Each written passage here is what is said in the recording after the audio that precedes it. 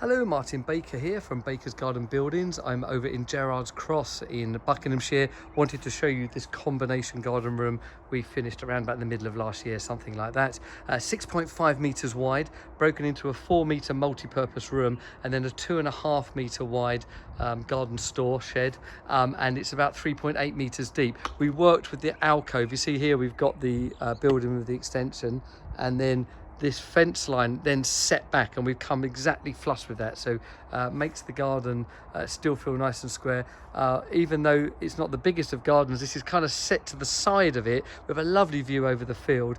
They were used to having a very large seating area here, and I'll show you in a minute. We've kept a small little one there because you can't ignore that field, and making sure that was part of the design process. In the store is what you would imagine: hardwood door. Inside of that you've got an unlined store section, being fully used. All of the work into the electrics and the comms went into that element there. If I kind of come away here, you can see we've got this lovely V100 cladding, the MTX cladding, all the faces the same, hardwood door, the aluminium windows in the 7016, along with the UPVC windows that are all colour matched and type matched. So that's really nice. Left-hand approach, so this is the left-hand master, and you approach it here and walk through into that space, and then with the right-hand door opening up the bar. So this is quite a unique design. I can't think of that we've done one ever like this before, where the bar is so close to the doors, but it actually works really, really nicely. And we talk about multi-purpose, this truly is doing that. It's a bar, TV, little lounge sofa area. There's actually got a sofa bed for guest room as well if you wanted to be. A little bit of music done there, and then on daily basis this office is being used.